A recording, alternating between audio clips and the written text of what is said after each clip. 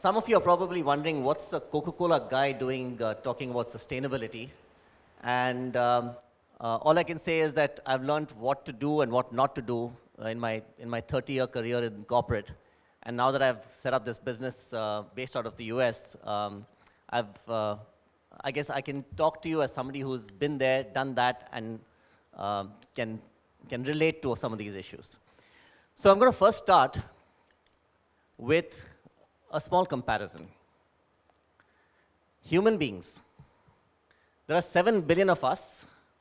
We collectively weigh 100 million tons biomass. We consume an average of 2 to 3% of our body weight in food every day. It's about 1 billion tons of food per year. And what do? We pollute and we degrade the planet. And I hope most of you out here are aware of all the challenges. I'm not going to talk about that. I'm not here as an activist. But I do want to compare with ants. The total number of ants on this planet weigh exactly the same as human beings. They consume 20% to 30% of their body weight in food every day. That's 10 times as much food consumed as humans do. And like humans, they build ant hills or they build large constructions. And unlike humans, ants enrich and enhance the environment. So the question is, how can we be more like ants? So if there's only 3 things you take away from my session, the first is sustainability can drive growth and profitability for FMCG. I'm not here to tell you to spend your hard-earned money on, pie-in-the-sky ideas. The second is there are solutions available around the world. And the third is that all of you in this room collectively have to come together to make this happen in India, because no single company here has the scale or the wherewithal to solve all the challenges that are facing the country, the sustainability challenges. So first, let me tell you what I believe sustainability is and isn't. And again, I'm telling this to you as a practitioner. I used to stand on stage with big NGOs, and we'd announce we've done some work in 1,000 schools, we've done some work on water, and that's all very good. But now in my new avatar, I've realized that that's not sustainability. Sustainability is not about, polluting the environment and then sending your employees to clean a beach. Sustainability is not about polluting the environment and then cutting a check to an NGO and saying, oh, we have done something good on sustainability. And at the same time, sustainability is not a cost. It's not about lower profits, and it's not about compliance. Sustainability is using fewer resources to deliver your desired consumer value by generating less waste across your entire value chain. And if you do this right, you can actually make more money, deliver more consumer value, and save the planet at the same time. And my goal over the next few minutes is to just share with you examples from a very small subset of solutions that we have collated at our business to give you a sense of what's possible. But before I go there, just want to share with you something that maybe most of you are familiar with, but I'll just recap. The old way of doing business was the linear economy. You extract non-renewable resources, we convert that into raw materials, we make it, we pack it, we sell it, consumers consume it, and then they waste. And the waste goes to landfill or the environment. That was the linear economy. But today we all talk about the circular economy. And I presume most of you have heard of this, which is recover, reuse, recycle, reprocess, and push whatever you put out there back into your value chain. And you reduce the waste and you reduce your resource intensity. That's a circular economy. And if you can make it purely circular, which no one can, but people try, you can stop waste and stop resource extraction. But the future is what I'm calling the regenerative economy, where you take waste as a raw material and your output regenerates the environment. And if you think that's science fiction, I'll show you some examples of people doing that. Now, I can talk about sustainability with regard to plastics, to water, to climate, to community, and everything else, but given the time and given the audience, I'm focusing only on sustainable packaging solutions, and there's a whole lot more behind that. So, I'm going to walk you through a ladder of solutions that you can implement as FMCG players. And the ladder starts with the most basic price of entry: recyclability of your packaging. Last week, I was visiting Delhi, so somebody invited me to Moradabad to see a recycling center. And great experience for me because I saw my previous company's products, lots of these bottles being recycled over there. And I asked the recycler what are the challenges he faces. And the first thing he told me is that there are still many companies whose products are designed in a way that is hard to recycle. And I'm not talking about just the multi-material stuff that we are all aware of, but even something as simple as bottles, the labels, if they're made of PVC, you can't recycle them. So what I'd urge all of you to do is, in your companies, go back. Whenever you design a package, get your package designer, your material suppliers, everyone, to also talk to the people who recycle it or who collect it or segregate it, to make sure that you're designing for recyclability. And you're designing for value in the package for all players in the chain at the end of life. But once you've made it recyclable, how much recycled content are you putting back into it? Today in Europe, there are companies that are selling products in 100% recycled PET bottles. I know that that's not permitted in India, even though it's happening clandestinely, but it's not permitted in India. It should be allowed in India, and there should be a system. Look at all the bottles of water we have on this table, right? Does anyone know what happens to that at the end of this? I mean, the industry says it's 90% recycled. Even if you believe that number, that 90% recycled is not really recycled back into bottles. It goes, half of it goes into the organized sector where it goes into polyester fiber, which then gets converted into T-shirts, bags, and other things, carpets. And once used, it gets discarded because it can't be recycled further. So true recyclability means it comes back in the same form that it went out, goes back into packaging. I'm very excited to hear about Unilever. I don't know if anyone's still here from Unilever or Hindustan Unilever. They have started a recycling program in India where you go from HDP, recycled HDP, back into shampoo bottles, and they've got a fully circular packaging system now in India. And that's happening elsewhere in the world. So make your package recyclable and use recycled content in it.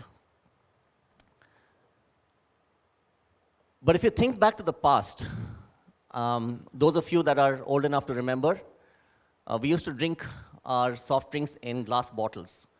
By the way, it's still available across the country, but it's mostly in small towns or in small stores. When I was at Coke, nearly half our business used to come from returnable glass bottles. And for those of you who think that this is not practical, it's not profitable, how many of you here have heard of Rajamundry? Great. So Rajamundry is a small town in the Godavari district, and there are 3 districts out there that are managed by a Coca-Cola bottler who has this largest proportion of returnables in his business. Almost 70% of the packs he sells are returnable glass. He has the highest margins, the highest market share, and the best return on investment amongst all our bottlers, amongst all Coke's bottlers, not mine anymore. But returnable business, if handled well, can actually be a very profitable business. And I know it only applies to certain categories. But interestingly, this other one that I'm showing you, Loop, I don't know if you've heard of this. So Loop is an initiative by TerraCycle of the US in partnership with Unilever, P&G, and a number of other companies. They have launched a returnable system for personal products like shampoos, detergents, cosmetics, and other things. So consumers order the stuff, it comes to their home. When they want to refill, the refills come and the old packages go back. A fully recyclable system. And this is actually gaining ground in other parts of the world. India is ripe for this, because consumers in India are still used to reusing and recycling their packages. But there's also a solution where you can unpackage your product, right? So most of you must have had Coca-Cola from a McDonald's dispensing fountain. Dispensing is a good system. It's the most efficient way to deliver product. Today, there's a company called Algramo. Again, they've tied up with Unilever and Nestle out of Chile. I don't know how many of you here, anyone heard of Algramo? So Algramo is now coming out of Chile and going global. They sell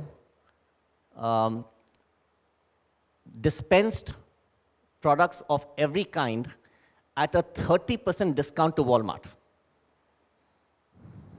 30% discount to Walmart, which is the cheapest or the lowest priced store in the world.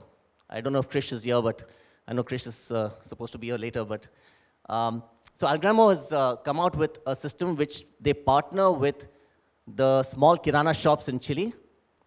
They sell products directly from their three-wheeler tempo, and consumers can bring returnable containers and take exactly as much as they want, and they get a huge discount on that. They also have a returnable package. In Florida, there's a company that now sells products of Unilever, P&G, Unilever, and other companies in a dispensing mechanism like a fountain. So you can actually get, again, your personal products from a dispensing machine. Another trend that we are seeing, which you can look at, is concentrate. Basically, sell your product, don't sell water. When you package a product, sometimes you're sending as much as 70–80% water in it. When you sell it in concentrate from like Truman's, which just got acquired by or invested in by Henkel's, you save not only on packaging, you save on shipping, and your consumer gets a lower price. P&G in US went one step further. They've taken out the liquid completely. They have a range called EC30. Again, anyone from P&G here? Yeah. So they have a range called EC30 in the US, which is where they've developed a whole range of personal care products and shampoos and soaps and detergents with no water at all. So they don't need to package in plastic. They sell it in completely compostable packaging. So you can make your package recyclable. You can use recycled content. You can use reusable, refillable packaging. And you can dispense it. You can concentrate it. The one thing I want to highlight out here is biodegradability. I was on a flight, Sara Airlines flight, and they proudly served cutlery that said this is biodegradable. And I was curious, so I looked at the cutlery, and it's made from PLA bioplastics, polylactic acid. Well, PLA bioplastics are not really biodegradable except in industrial compostable facilities, which require 140 degrees Fahrenheit or 80 degrees centigrade for 3 months. It won't biodegrade. So we have to be very careful when we talk about sustainability, in packaging especially, not to get carried away by fads or what's called greenwash, where you make a claim that's technically correct, but in reality doesn't really mean more sustainable. On the other hand, in India, we now have a range of tableware products that are fully compostable and are made from waste agriculture products. And that's the kind of stuff we should be looking at, but we have to be careful not to get not to greenwash or not to have stuff that can be claimed sustainable but doesn't really lead to sustainability. The next one, edible packaging. How many of you have had this? So there are two startups, one in UK, one in Indonesia, both of whom have discovered how to take seaweed and make a plastic polymer out of it, fully edible. In Indonesia, they're using it to wrap McDonald's burgers, they're using it to wrap soaps and other things. And in Notpla in UK is using it to package beverages and also to package various other products. It's edible packaging. And hopefully it's going to be coming to India soon. If you don't want to have any packaging footprint whatsoever, you can have what's called a disappearing package. How many of you here have ever used those pouches that go into a dishwasher and wonder where it goes, right? It's PVOH. It disappears. It basically dissolves in water. Leaves no residue, nothing. So if you think about it, both edible packaging, for instance, you could have, I see all the gutka packets all over the country, right? Why couldn't the gutka packets or gutka be made or packed in an edible pouch, which you can just pop in your mouth? Why can't we have shampoo sachets with a soluble package, which when you use it in the bathroom, it just disappears in the water? It can be done. It's available. Again, not in India, but it's available. And finally, I told you about regenerative economy, which is using waste to make a product, and then the byproduct regenerates the environment.